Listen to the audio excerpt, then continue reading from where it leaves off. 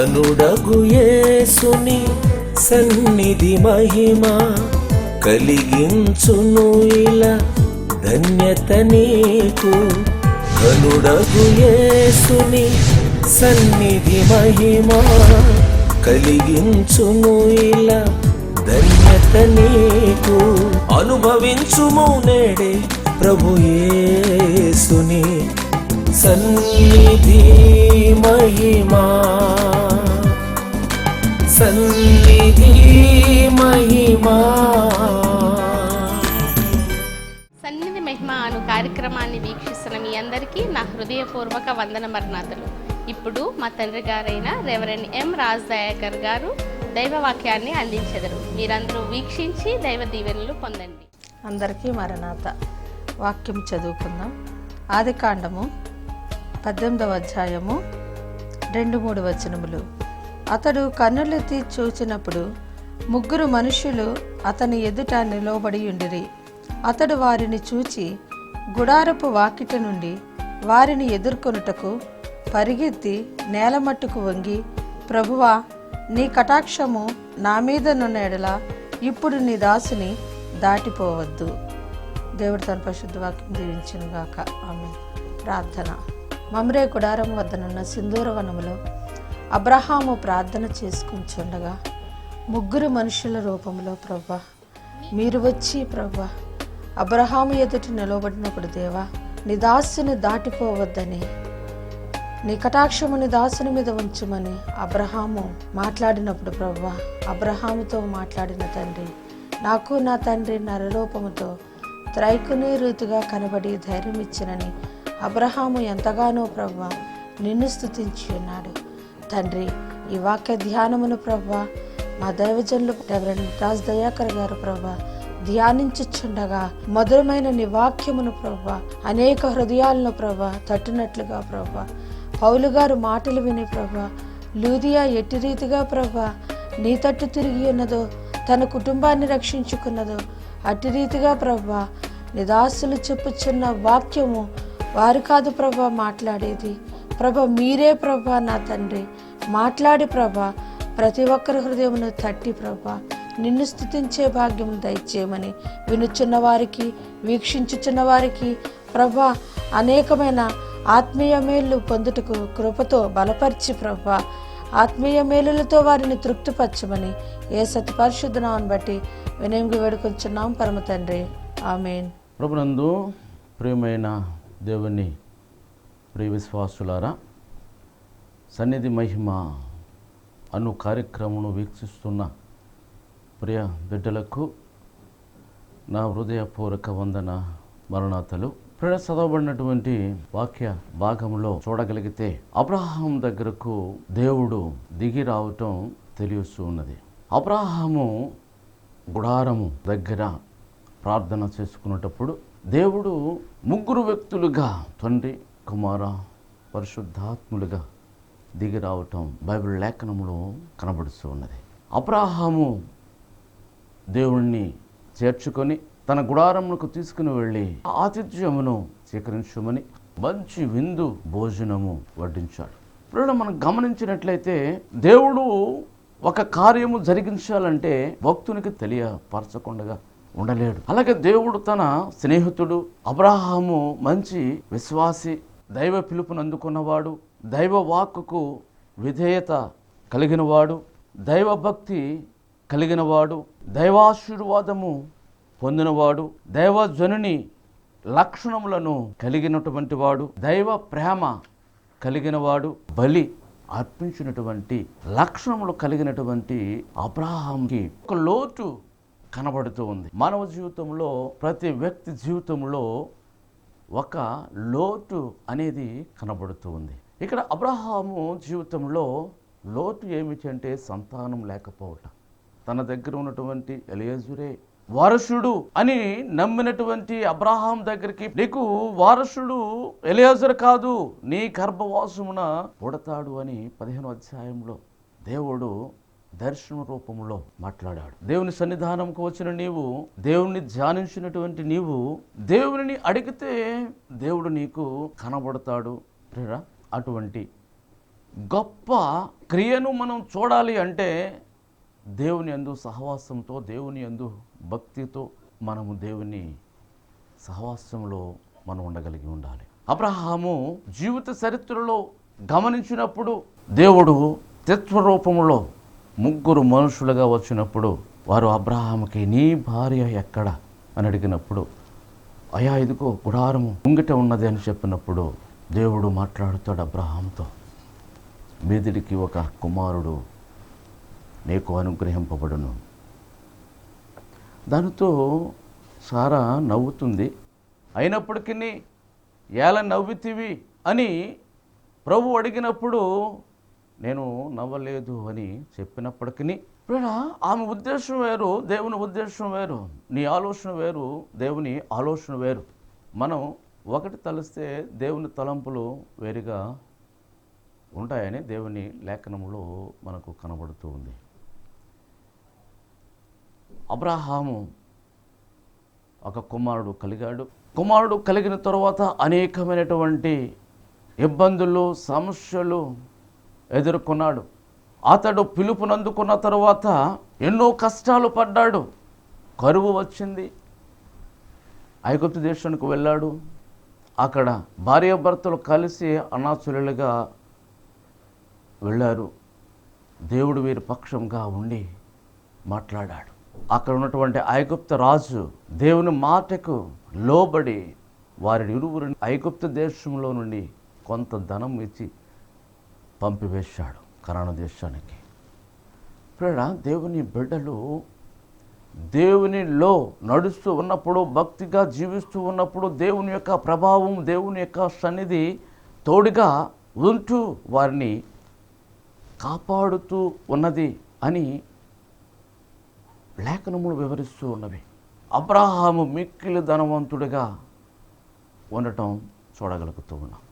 అబ్రహాముకి కుమారుడు పుట్టాడు, మంచి విందు చేశాడు.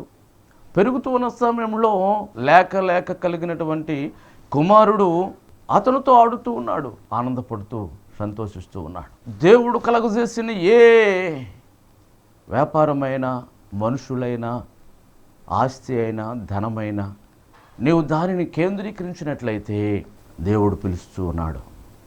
ఒకానొక సమయంలో దేవుడు అబ్రహాముని పిలుస్తూ ఉన్నాడు, అబ్రహామా అబ్రహామా. చిత్తం నా ఏలును వాడా అని అబ్రహాము ఇంట్లోంచి బయటకు వచ్చి దేవునితో మాట్లాడుతూ ఉన్నాడు. నేను చూపించు మొరియా కొండలలో ఒక కొండ మీద నీ కుమారుని బలి ఇవ్వాలి. చిత్తం నా ఏలును వాడా అన్నాడు. దేవుడు వెళ్ళిపోయాడు. వచ్చాడు, తన కుమారుని దగ్గర విలపిస్తూ ఉన్నాడు. ఈ విషయము తనకు మాత్రమే తెలుసు కానీ ఇంకా ఎవరికి అక్కడ తన భార్యకు తెలియదు. తెల్లవారింది, ఉదయాన్నే మోరియా కొండ మీదకు వెళ్ళాడు. అక్కడ కొండెక్కుతూ తనతో వెళ్ళినటువంటి సిబ్బందితో అంటూ ఉన్నాడు, ఆ కొండ మీదకు మేము వెళ్ళి నేనును నా కుమారుడును యెహోవాకు బలి ఇచ్చి మరలా మేము తిరిగి వచ్చేదేమని అక్కడ సిబ్బందితో చెప్పి కొండ ఎక్కి పైకి వెళ్తూ ఉన్నారు. కొండ పైభాగానికి వెళ్ళిన తరువాత కొండ మీద చూశాడు, కట్టెలు పేర్చాడు. మధ్యలో తన కుమారునికి ఒక చిన్న డౌట్ వచ్చింది, నాయనా కట్టెలు ఉన్నవి, నిప్పు ఉన్నవి, దహన బలికి గొర్రెపిల్ల ఏది అన్నాడు. తండ్రి చక్కని సమాధానం ఏమిటంటే, కుమారా యెహోవాయే చూసుకొనును, యెహోవా ఈరే అని చెప్పి ఆ కుమారునికి ధైర్యం ఇచ్చాడు.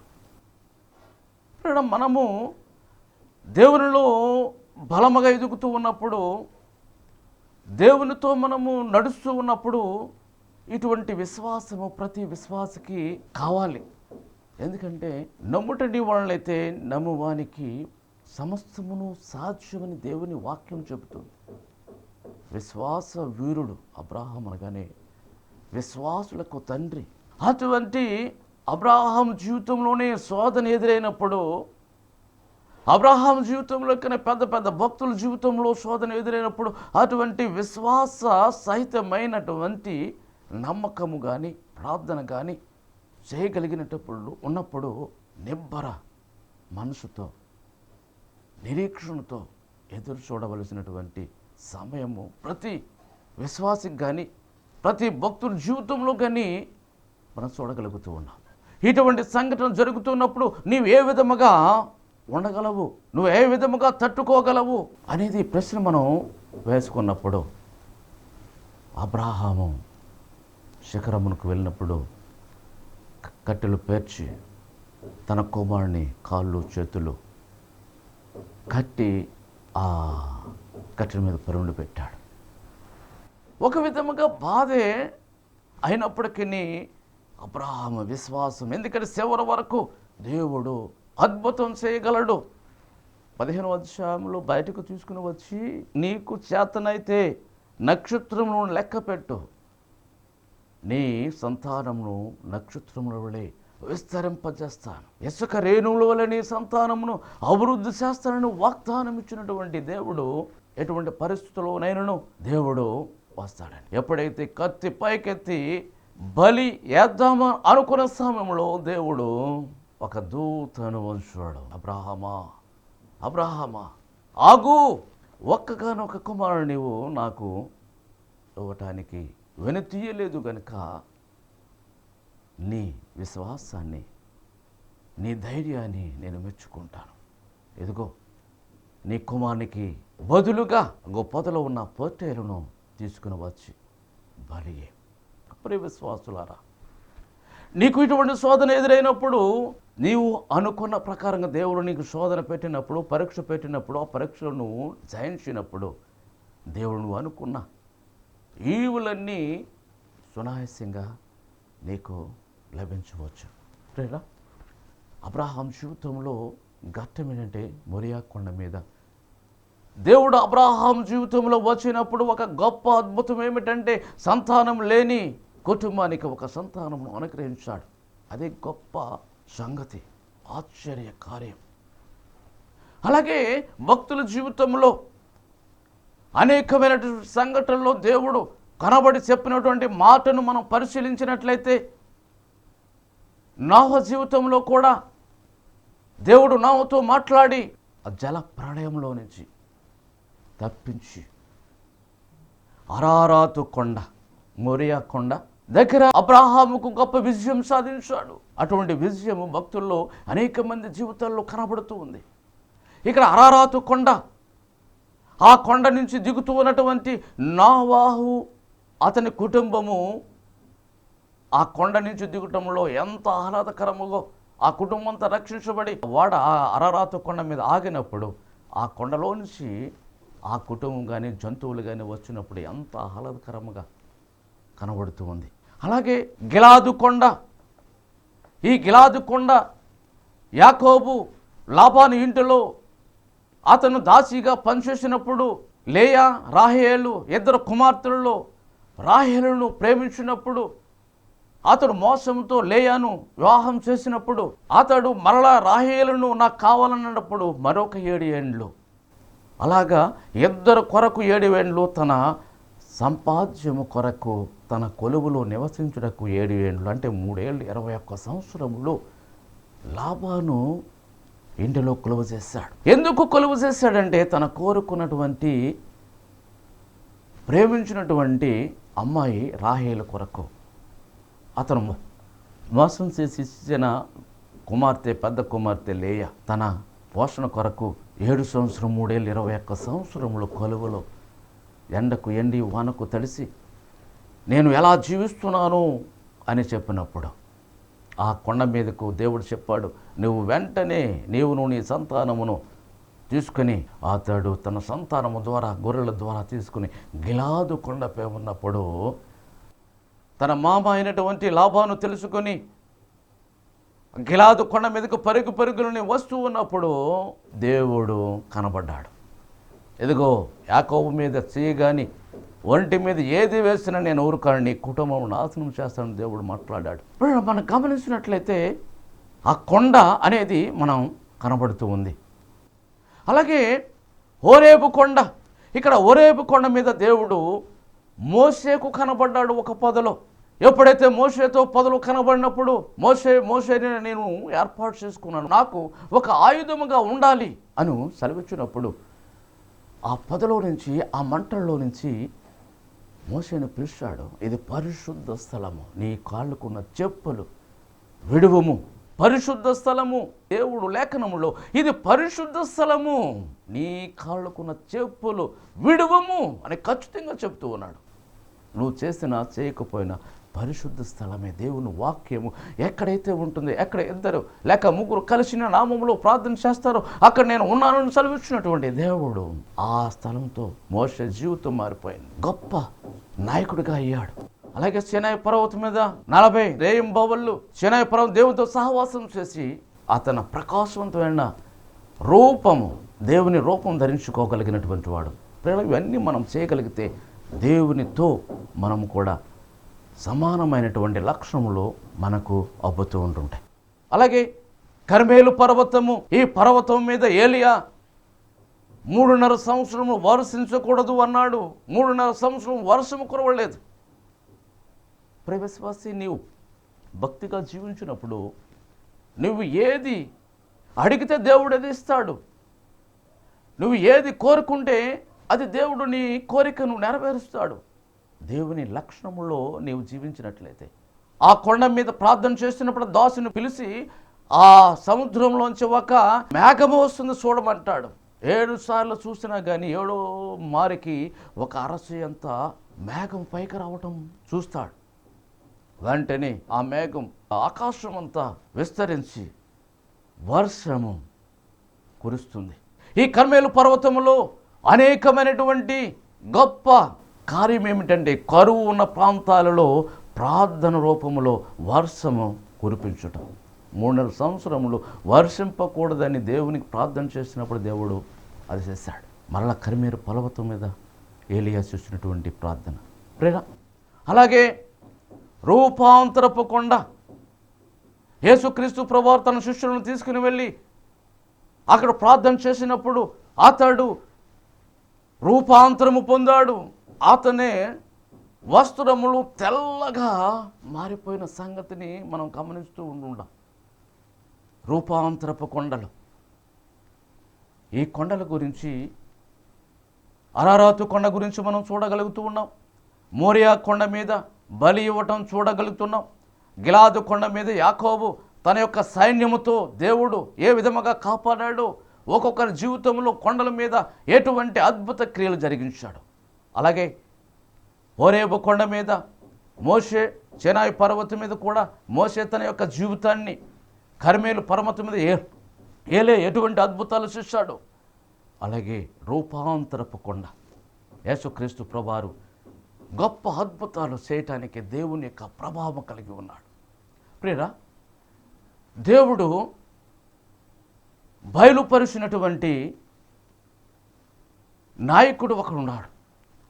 అతడు జయగురుపాడులో జన్మించి రాజమండ్రిలో అతడు జీవించిన కాలంలో సూదికొండ, రాజమండ్రి పరిసర ప్రాంతంలో ఉన్నటువంటి సూదికొండ మీదకి వెళ్ళినప్పుడు సుమారుగా 3 గంటల నుంచి 5 గంటల వరకు మోకరించిన భక్తుడు దేవుడు బయలుపరిచిన బైబిల్ మిషన్ వ్యవస్థాపకులు అయినటువంటి సెయింట్ ముంగమూరి దేవదాసయ్య గారిని మనం చూడగలుగుతూ ఉన్నాం.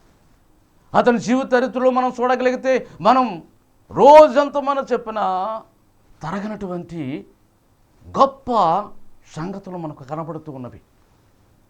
దేవుడు ఆయన ద్వారా బైబిల్ మిషన్ స్థాపించి ఈనాడు మహావృక్షము, దేవుడు చూపించినటువంటి ఈ బైబిల్ మిషన్ మొక్క అనేది ఇప్పుడు మహావృక్షముగా పెరిగి అనేక జనాంగములకు ప్రాముఖ్యమైనటువంటి సంగతిని మనము కనులారా చూస్తూ ఉన్నాం. ఏ మిషన్లకు లేనటువంటి గొప్ప అనుభవం ఏమిటంటే సన్నిధి భాగ్యము. ఈ సన్నిధి భాగ్యము తన పిల్లల కొరకు 6 నిమిషాల్లో కృషి చేసి అందించినటువంటి భాగ్యమే దైవ సన్నిధి. బైబిల్లో అనేక మంది దైవ సన్నిధిలో గడిపినటువంటి వారిగా మనం చూడగలుగుతూ ఉన్నాం. ఈ సన్నిధిని అబ్రాహాము గారు కూడా అతను దేవుడు పిలిచినప్పుడు బలిపీఠంలో కట్టి ప్రార్థన చేయగలిగినప్పుడు అతడు గొప్ప ధనవంతుడు, వెండి బంగారముల కంటే గొప్ప ధనవంతుడుగా మనం చూడగలుగుతూ ఉన్నాం. అలాగే మోషే, నీ సన్నిధి రాని యెడల ఈ జనాంగాన్ని నేను నడిపించలేను అని మోషే దేవుని అడిగాడు. పగలు మేఘస్తంభము, రాత్రి అగ్నిస్తంభముగా దేవుడు మాట్లాడుతూ ఉన్నాడు.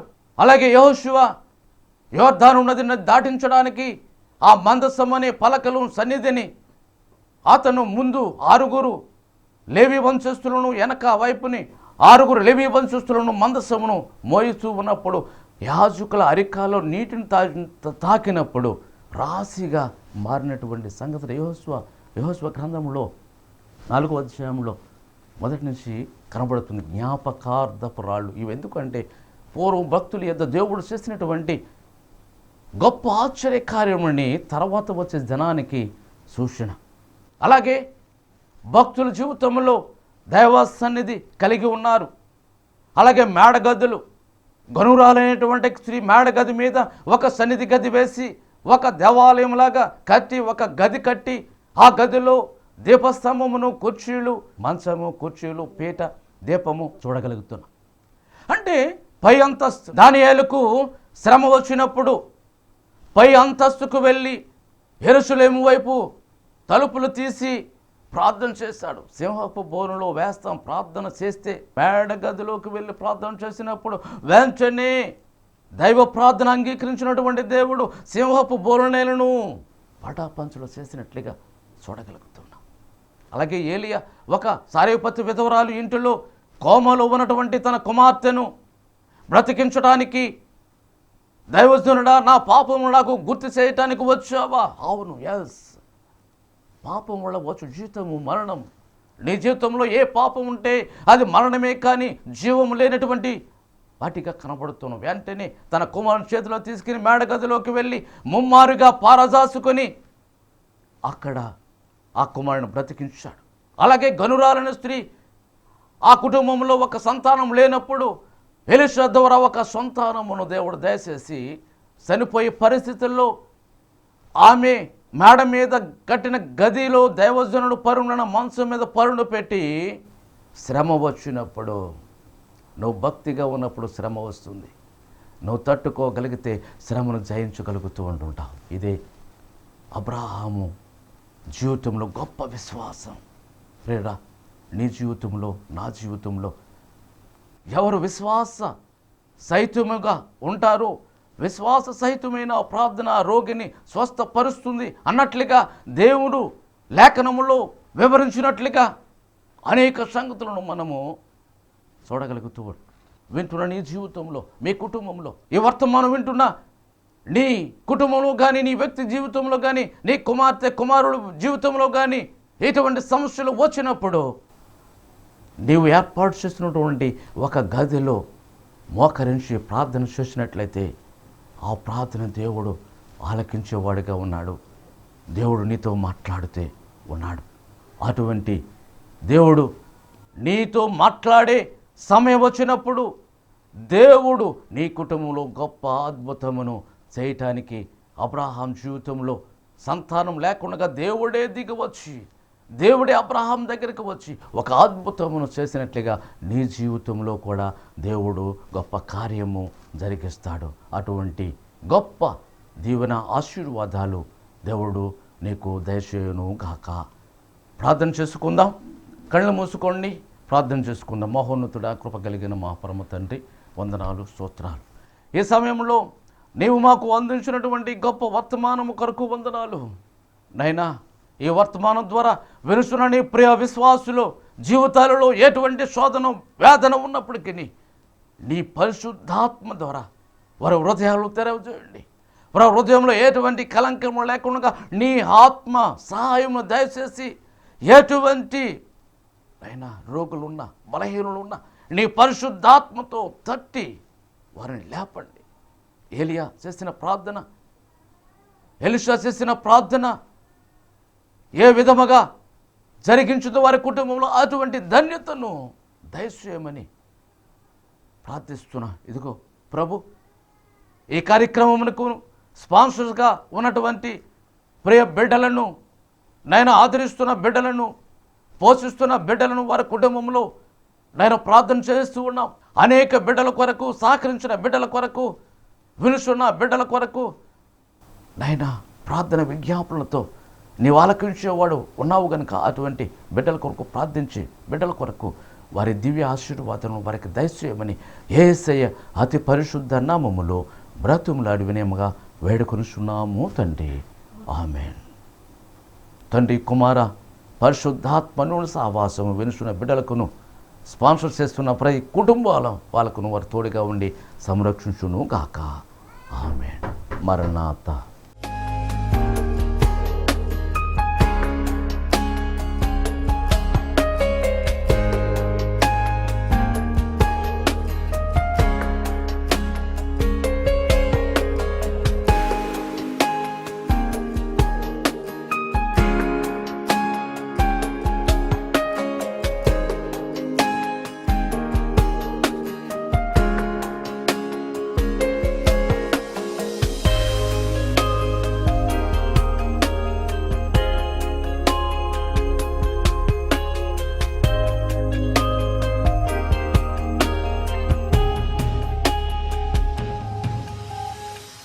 మీ యొక్క ప్రార్థనా అవసరతలకు మమ్మును సంప్రదించవలసిన చిరునామా reverend M Raj Dayakar, door number 2-401, Netaji Nagar, Saint an school వెనుక వీధి, రాజమండ్రి.